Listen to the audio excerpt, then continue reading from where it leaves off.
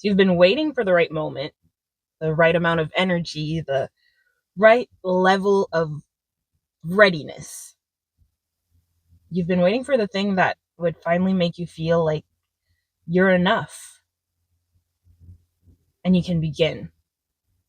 And while you've been waiting, you've been accumulating a lot of stuff: experience, perspective, a bunch of survived hardship and survived bullshit.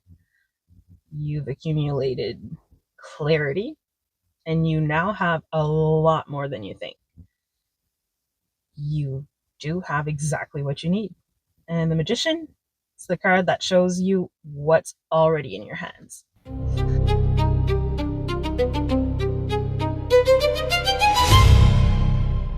Hi guys, I'm MJ. Welcome to the Arcana Surrender, a Major Arcana series for people who are learning tarot, for people who are rebuilding their intuition, or doing both. I'm going to be working through all 22 cards of the Major Arcana, one video at a time, using my own deck, the Arcana Surrender Tarot. I made this deck specifically for neurodivergent brains like mine, for people who are late diagnosed, ADHD, ADHD, for highly sensitive folk, burnt out people, or all of it. I made it Major Arcana only on purpose. I do believe the Major Arcana deserves our full attention before we add anything else, especially while learning tarot. The 22 first cards of the tarot, they are the foundation, the archetypes. They're the big themes of a human life. And if you learn them deeply, if we take our time, and if we let them become part of our lives and part of how we think, if they become automatic for us, everything else in tarot opens up. So we're going to be taking our time here, no rushing through, just you, me, and these 22 cards. One video at a time. Subscribe if you want to be here for it. And if you want to read with this deck yourself, the link will be in the description. Magician is card number 1. It comes right after the Fool's Leap. The Magician is what happens when you land from that leap. It's the realization of what you brought with you and what you're capable of making with it. In traditional decks, the Magician stands at an altar with all of the suits of the tarot in front of him: the wands, cups, swords, and pentacles. He points one hand up to the sky and he's got one hand down to the earth, channeling energy between the two. He's demonstrating his power. He's showing you what he's got. This one Magician isn't demonstrating anything. They are painting. They've got a palette with a bunch of colors and a paintbrush in the other hand. They're mid-stroke, mid-creation. They are not preparing to make something. They're making it right now while we're watching.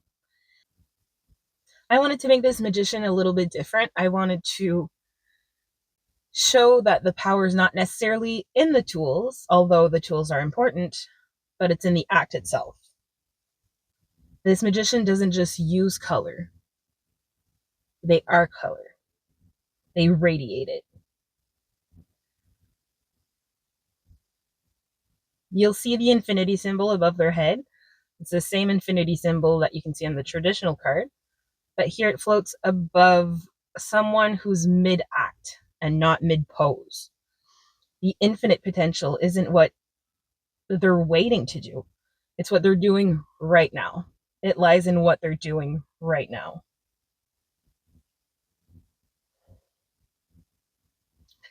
Surrounding this Magician on all sides, every flower in every color. Not one palette, not one season, not one mood. Everything at the same time. Because that's what creative power can look like when it's actually flowing. You don't just have to pick one color. You just embody it all. The Fool's the leap. The Magician is the making. They are the beginning of everything. Let's talk a little about traditional tarot. In traditional tarot, the magician is the card of will, skill, and resourcefulness. He will represent the ability to take what you have, like your tools, your experience, all of your knowledge, and channel it into something real. He's the bridge between potential and manifestation, between the world of ideas and the world of things that are made. He's an alchemist in that way. One hand raised, one hand pointed to the earth, represents the principle of as above, so below. What exists in the realm of possibility can be brought into the physical reality through focused will and deliberate action. He doesn't wait for things to happen to him. He happens to things. When the magician shows up upright in a reading, he's almost always confirming that you have what you need. Not that you'll have it eventually, but that you have it right now. The question he asks is never, do you have enough? It's always, so what are you doing with what you have? Reverse, the magician can point to manipulation, the misuse of power or skills in a way that doesn't serve the highest good or your highest good. He can also show up reversed to represent untapped potential. Like all your tools are there, but none of them are in motion. The altar's set, but nothing's being made. In a spread, the magician tends to appear right at the moment of beginning, right after the leap, confirming that you do have the capacity and that the timing's right, and the only thing standing between you and the thing you want is to make the decision to start making it.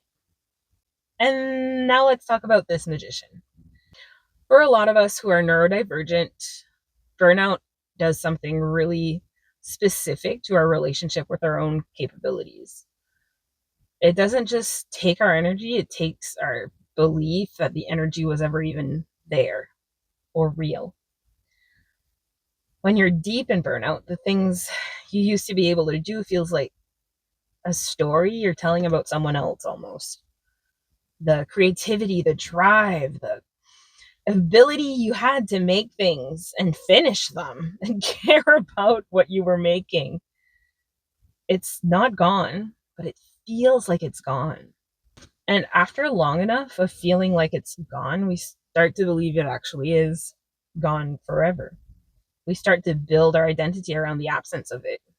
We stop saying, oh, I'm a person who does painting or does creative things. We start saying stuff like, oh, I used to be a person who painted. I used to paint. We put the palette down and we wait to feel ready again. This magician is the card saying, hey, you still have the paint. It's still in your hand. You just forgot you were holding it. For neurodivergent creators, this card can carry something heavier. Because the systems we all exist in, the school, the work, the measures of productivity and output, they weren't designed for our brains. They're not designed for how our brains make things. Because we often create in outbursts. We hyperfocus and then we crash. We have 17 projects that aren't finished, but then we can pick up a new one and finish it in a weekend. We need the interest and the energy to align at the same time before anything moves. And that alignment is not predictable for us, and it can't be forced. So we've been told repeatedly and in so many different ways that we don't have what it takes, that the way we work is wrong, and that, well, our capacity of doing things is the problem we need to manage. But look at this card. Look at what they're surrounded by. Every flower, every color, all at once. That's not focused or linear or one thing at a time creator.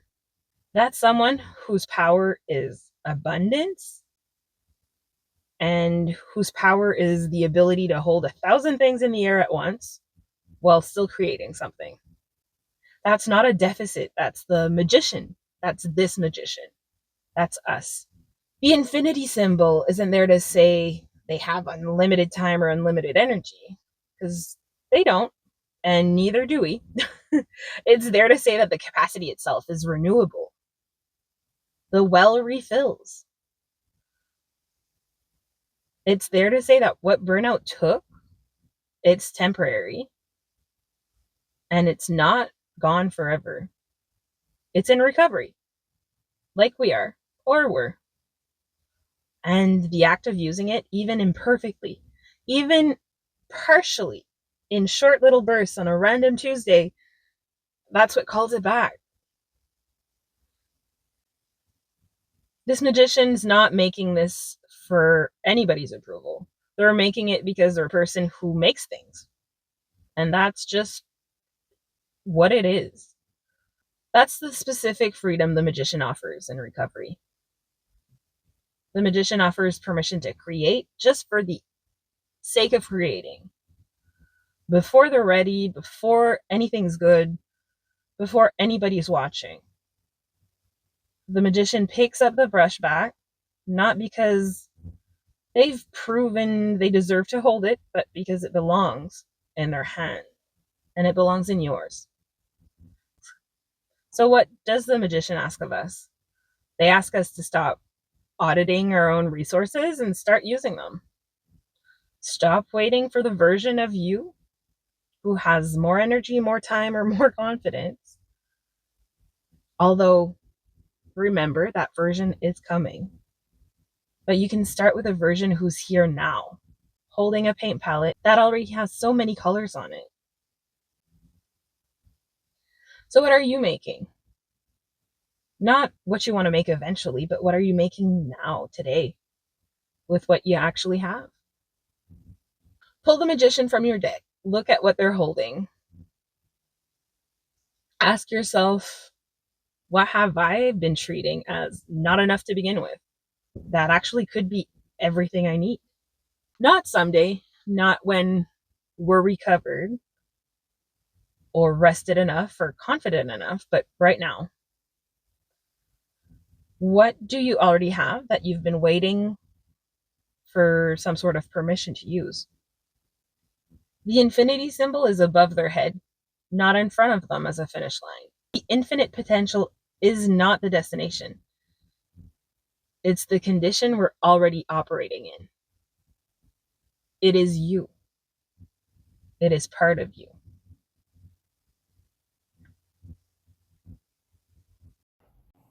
That brings us to the end of this card. If it spoke to you, you can subscribe. We're going to go through all 22 Major Arcana cards together. And if you're new here, start from the beginning of the playlist. It's designed to be taken in order. If you want to read with this deck as well, the link for it will be in the description below. Please also drop in the comments what came up for you with this one. I will read every single one.